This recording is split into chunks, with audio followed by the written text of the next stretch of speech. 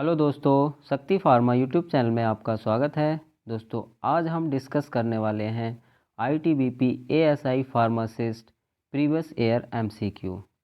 दोस्तों, previous year MCQ start करने से पहले एक बार हम आईटीबीपी एएसआई फार्मासिस्ट का एग्ज़ाम पैटर्न देख लेते हैं।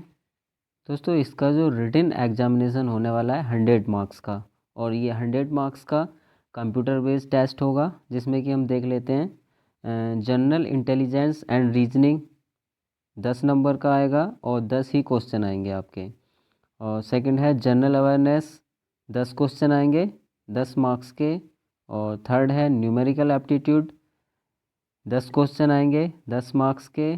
फोर्थ है इंग्लिश हिंदी कंपैरिजन, ये हमारे 10 क्वेश्चन आएंगे 10 मार्क्स के। यानी टोटल जो नॉन टेक्निकल पार्ट होने वाला है हमारा, टोटल नॉन टेक्निकल पार्ट हमारा 40 नंबर का होने वाला है। 40 नंबर का नॉन टेक्निकल होगा, और टेक्निकल पार्ट जो होगा हमारा प्रोफेशनल पार्ट जो कि फार्मेसी से रिलेटेड है, वो 60 नंबर का होने वाला है। तो टोटल हमारा 100 नंबर का एग्ज़ाम होने वाला है। दोस्तों, अगर आप हमारे चैनल पर नए हैं तो प्लीज़ चैनल को सब्सक्राइब कीजिएगा और वीडियो को अंत तक ज़रूर देखिएगा। चलिए अब हम स्टार्ट करते हैं आईटीबीपी एएसआई फार्मासिस्ट के previous year MCQ. Question number 1, which of the drug is a COX 3 inhibitor. बताइएगा दोस्तों, कौन सी दवा कॉक्स 3 अवरोधक है। ऑप्शन ए है हमारा azithromycin, B acetaminophen, C gentamicin and D है क्लोरोक्विन। तो हमारा जो करेक्ट आंसर हो जाएगा ऑप्शन बी, यानी एसिटामिनोफिन। चलिए अब हम नेक्स्ट क्वेश्चन की ओर चलते हैं। दोस्तों, आप कमेंट करके बताइएगा कि जो एजिथ्रोमाइसिन है ये किस कैटेगरी की ड्रग है। जल्दी से आप कमेंट करिएगा, ठीक है। चलिए अब हम नेक्स्ट क्वेश्चन की ओर चलते हैं।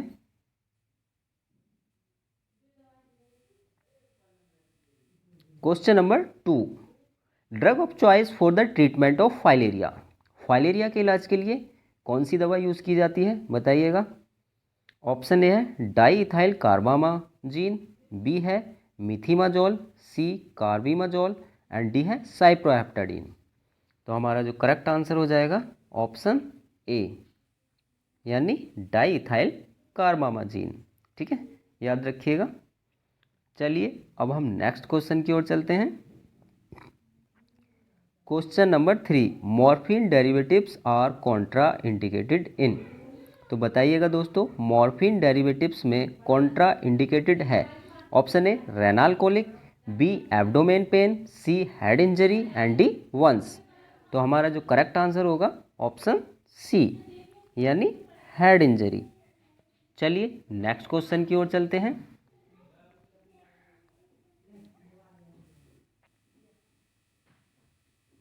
Question number 4, which anti tubercular drug should be avoided during pregnancy.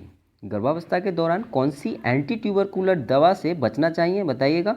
Option A isoniazid, B pyrazinamide, C streptomycin and D rifampicin. तो दोस्तों हमारा करेक्ट आंसर हो जाएगा ऑप्शन सी, यानी स्टेप्टोमाइसिन। चलिए अब हम नेक्स्ट क्वेश्चन की ओर चलते हैं।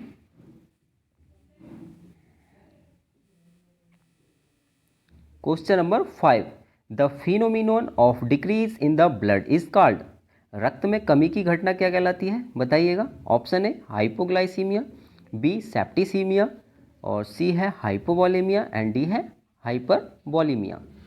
तो हमारा जो करेक्ट आंसर हो जाएगा ऑप्शन सी, यानी हाइपोवॉलीमिया, ठीक है, याद रखिएगा।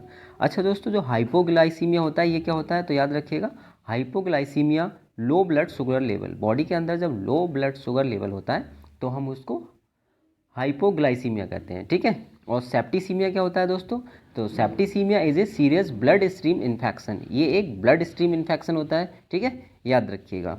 और दोस्तों हाइपरबॉलीमिया क्या होता है, इसके बारे में आप कमेंट करके बताइएगा जल्दी से, जितना भी आप जानते हैं जल्दी से कमेंट करिएगा। दोस्तों आप कमेंट करने की आदत डालिएगा, जितना आप कमेंट करेंगे ना उससे उतने ही आपकी स्ट्रेंथ मजबूत होगी, ठीक है। चलिए अब हम नेक्स्ट क्वेश्चन की ओर चलते हैं।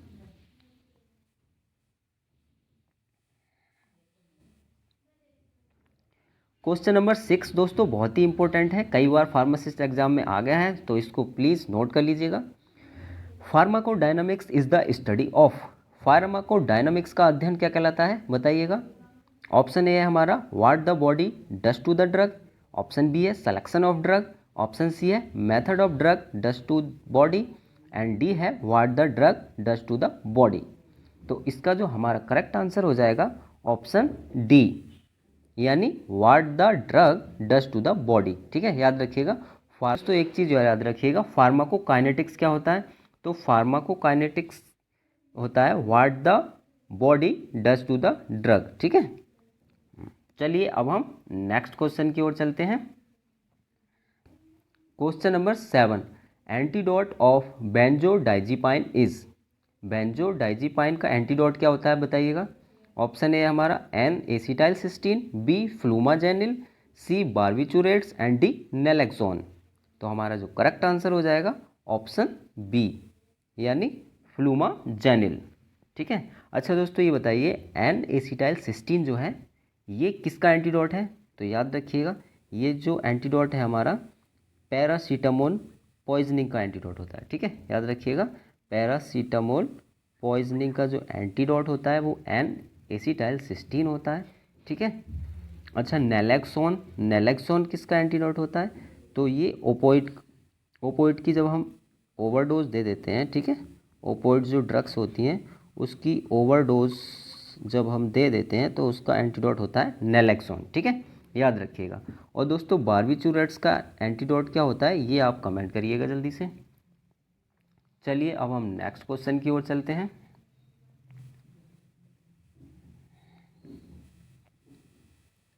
Question number 8, valproic acid is a, valproic acid क्या है बताइएगा।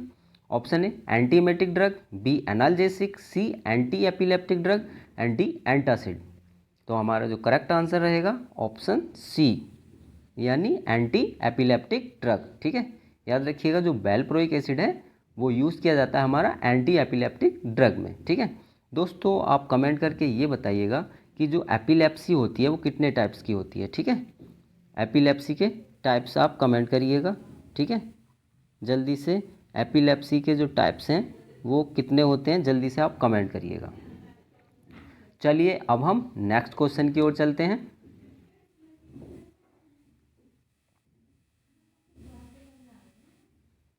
Question number 9, A drug that decrease the activity of another drug is called, एक दवा जो दूसरी दवा की गतिविधि को कम करती है क्या कहलाती है बताइएगा। Option A antagonist, B agonist, C adverse reaction and D synergic. तो हमारा जो करेक्ट आंसर होगा ऑप्शन ए, यानी एंटागोनिस्ट। तो याद रखिएगा a drug that decrease the activity of another drug is called antagonist. ठीक है, अच्छा ये बताइए एगोनिस्ट क्या होती है।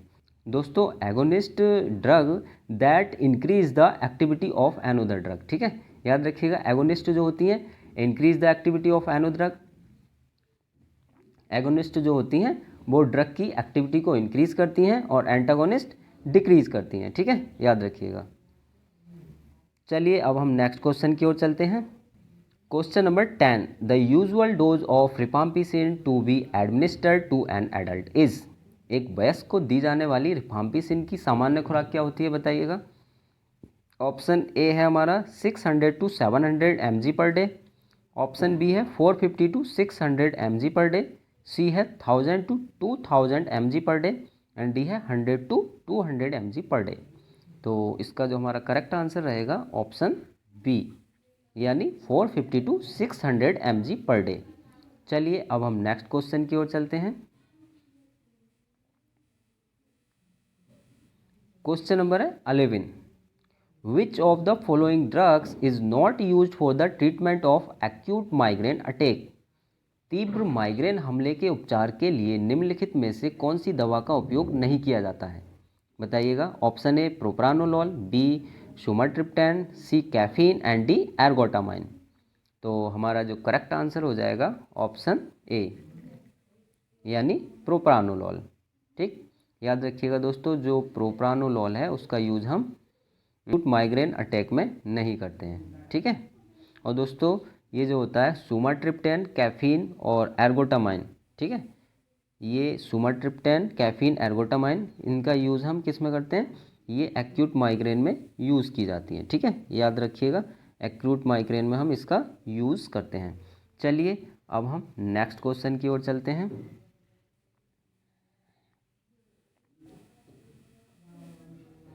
Question number 12, chemical changes of the drug in a living body are referred to as.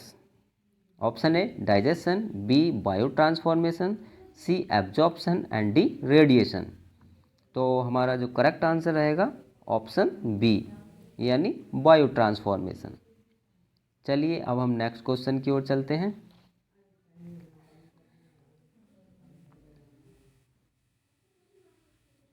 Question number 13, mifepristone terminates pregnancy up to the gestation age of. दोस्तों जो मिफेप्रिस्टोन टैबलेट होती है गर्भावस्था को गर्भकालीन आयु तक समाप्त करती है, बताइएगा। Option A 7 weeks, B 15 weeks, C 13 weeks and D 11 weeks. तो हमारा जो करेक्ट आंसर रहेगा ऑप्शन ए, यानी 7 वीक्स। चलिए नेक्स्ट क्वेश्चन की ओर चलते हैं। Question number 14, phenytoin is used in the management of. Phenytoin का उपयोग किसके प्रबंधन में किया जाता है, बताइएगा। Option A diarrhoea, B convulsion, C asthma and D acidity. तो हमारा करेक्ट आंसर रहेगा ऑप्शन बी, यानी कन्वल्सियंस। चलिए अब हम नेक्स्ट क्वेश्चन की ओर चलते हैं।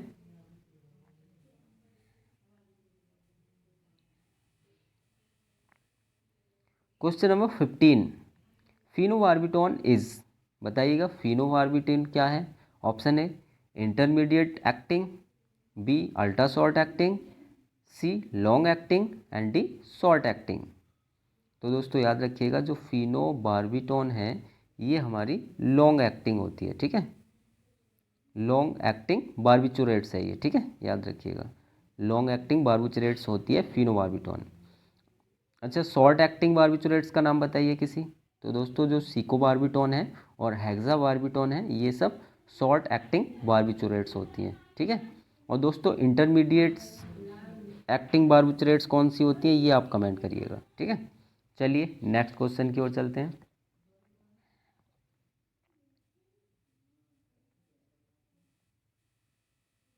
Question number 16, which of the following is the side effect of methyl dopa. तो दोस्तों निम्नलिखित में से कौन सा मिथाइल डोपा का दुष्प्रभाव है, बताइएगा। Option A sedation and lethargy, B diuresis, C weight loss and D hair loss. तो हमारा जो करेक्ट आंसर होगा ऑप्शन ए, यानी सेडेशन एंड लिथार्जी। चलिए नेक्स्ट क्वेश्चन की ओर बढ़ते हैं। Question number 17, which of the following is the ideal daily dose of diazepam in an adult. एक वयस्क के लिए डाइजिपाम की आदर्श दैनिक खुराक निम्नलिखित में से कौन सी है, बताइएगा। ऑप्शन ए हमारा 15 to 60 mg, B 90 to 100 mg, C 70 to 80 mg and D 5 to 30 mg। तो हमारा करेक्ट आंसर रहेगा ऑप्शन डी, यानी 5 to 30 mg।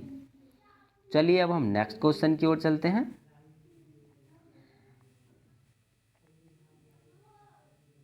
क्वेश्चन नंबर है 18, which among the following drug is absorb from the stomach. निम्नलिखित में से कौन सी दवा पेट से अवशोषित होती है, बताइएगा। दोस्तों बहुत इंपॉर्टेंट क्वेश्चन है। Option A metoprolol, B quinine, C aspirin and D aminopyrine. तो हमारा जो करेक्ट आंसर होगा ऑप्शन सी, यानी एस्प्रिन। ठीक है, याद रखिएगा दोस्तों जो एस्प्रिन होती है ये absorb from the stomach, stomach में एब्जॉर्ब्ड होती है। ठीक है, याद रखिएगा। और दोस्तों जो एस्प्रिन है हम इसको ASA के नाम से भी जानते हैं। ठीक है, याद रखिएगा ASA के नाम से भी जानते हैं, यानी एसिटाइल सैलिसाइलिक एसिड। ठीक है, अच्छा दोस्तों जो मीटोप्रोलोल होती है ये बीटा एड्रीनर्जिक ब्लॉकर्स होती है। ठीक है, याद रखिएगा। चलिए अब हम नेक्स्ट क्वेश्चन की ओर चलते हैं।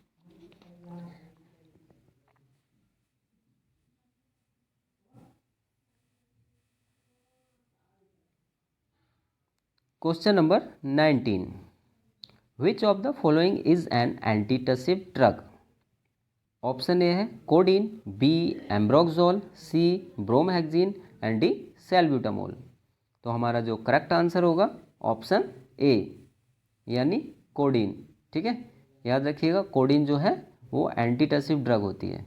ठीक है, चलिए अब हम नेक्स्ट क्वेश्चन की ओर चलते हैं।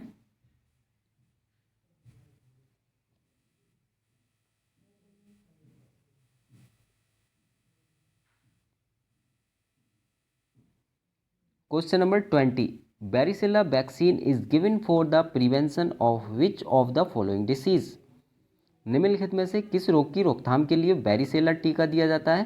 बताइएगा। Option A hepatitis A, B cervical cancer, C chicken pox and D tuberculosis. तो दोस्तों इसका जो करेक्ट आंसर रहेगा ऑप्शन सी यानी चिकन पॉक्स। ठीक है, चलिए अब हम नेक्स्ट क्वेश्चन की ओर चलते हैं।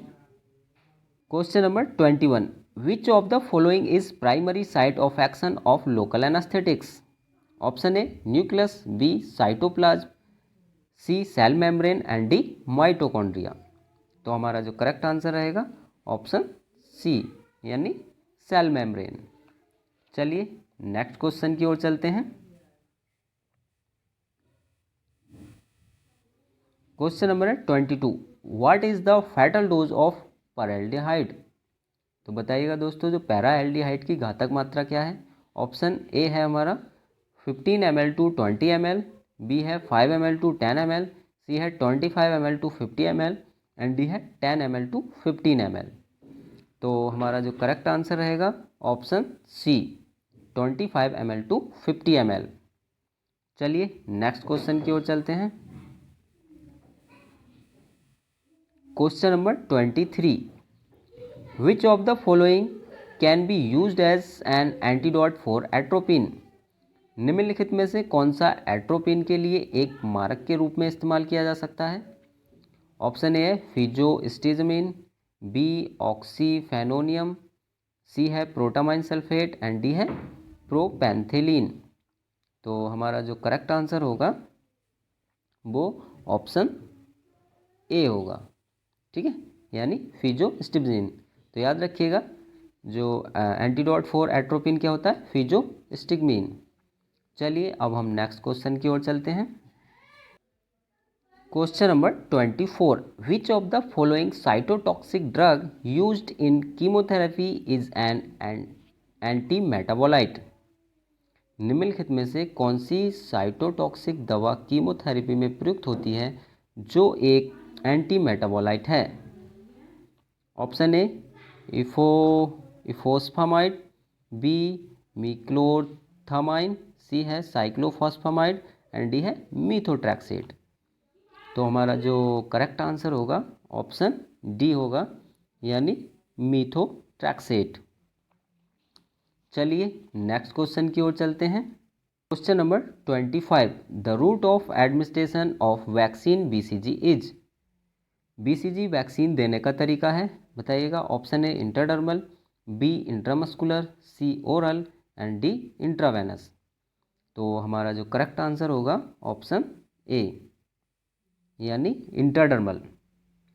दोस्तों आप कमेंट करके ये बताइएगा बीसीजी की फुल फॉर्म क्या होती है? जल्दी से आप कमेंट करिएगा, बीसीजी की फुल फॉर्म बताइएगा और बीसीजी वैक्सीन का यूज़ किस डिसीज़ में किया जाता है ये भी आप कमेंट करिएगा। 26, natural killer cells are types of? प्राकृतिक हत्यारा कोशिकाएं किस प्रकार की होती हैं? बताइएगा दोस्तों। ऑप्शन ए है हमारा erythrocyte, B platelets, C lymphocyte and D leukocyte. तो हमारा दोस्तों जो करेक्ट आंसर होगा ऑप्शन सी होगा यानी लिम्फोसाइट। ठीक है, अच्छा दोस्तों बताइए इरिथ्रोसाइट्स को हम क्या कहते हैं? ठीक है, जल्दी बताइए। इरिथ्रोसाइट्स आल्सो नोन एज, तो याद रखिएगा erythrocytes is also known as RBC. ठीक है, आरबीसी आपको पता ही है, रेड ब्लड सेल्स। आरबीसी आपको पता ही है, रेड ब्लड सेल्स। ठीक है, और प्लेटलेट्स आल्सो नोन एज, तो इसको भी आप नोट कर लीजिए, इसको हम क्या कहते हैं? थ्रोम्बोसाइट्स। ठीक है, याद रखिएगा ये थ्रोम्बोसाइट्स। ठीक है दोस्तों, erythrocytes also known as RBC और platelets also known as thrombocytes. अच्छा दोस्तों, आप कमेंट करके बताइएगा जो ल्यूकोसाइट्स है is also known as, leucocytes को किस नाम से जानते हैं, जल्दी से आप कमेंट करके बताइएगा। ठीक है, चलिए दोस्तों अब हम नेक्स्ट क्वेश्चन की ओर चलते हैं। Question number 27, acid resistant and penicillinase resistant penicillin is. Acid प्रतिरोधी और पेनिसिलिनस प्रतिरोधी पेनिसिलिन कौन सी है बताइएगा। Option A ampicillin, B benzathine penicillin, C benzyl penicillin and D cloxacillin. तो हमारा जो करेक्ट आंसर है ऑप्शन डी होगा।